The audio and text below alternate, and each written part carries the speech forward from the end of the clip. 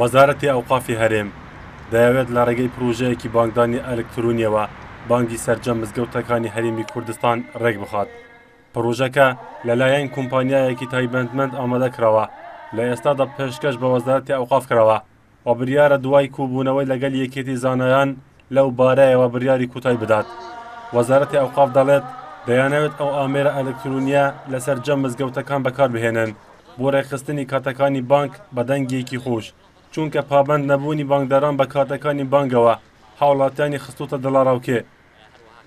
گلەیی لەسەر بەشێک لە بانکدەری مزگەوتەکان هەیە بەو پێی کە هەم لایانی شەرعی و هەم لایانی دەرونی خەڵک ڕناگرن زۆر جار هەندێکیان دەیان ناخۆشە، هەندێکیان جیاوازی هەیە لە بانگەکان لە ناو شارێکە لە کاتی بانکدان و هەندێک جار گرفتی بێکارەبایی و کارەبا بڕان هەیە.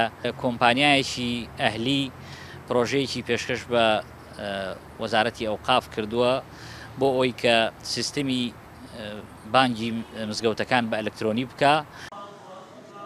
بەشێک لە مامۆستایانی ئاینی لەگەڵ پرۆژەکەی ئەوقافدان و پێیان وایە بەم شێوازە دەتوانن کاتی بانگەکان ڕێک بخرێت، بەڵام پێچەوانەی ئەمانەوە بەشێکی دیکە لە مامۆستایانی ئاینی نیگەرانن و دەڵێن شێوازی بانکدانی ئەلکترۆنی دەبێتە هۆی لە دەستدانی ڕوحەتی نوێش لە مزگەوتەکاندا.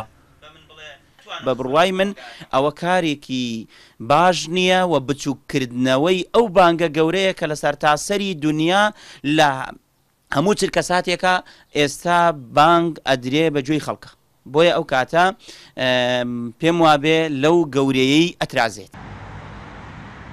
بەپێی ئاماری وەزارەتی ئەوقافیش ئێستا لە بڵندبووی زیاتر لە 5500 مزگەوتی هەرێمی کوردستانەوە بانگ دەدرێت کە هەندێک جاریش بەهۆی نێزیکی مزگەوتەکان لە یەکتری لە کاتی بانگەکاندا دەنگی بانگەکان تێکەڵ بە یەکتری دەبن.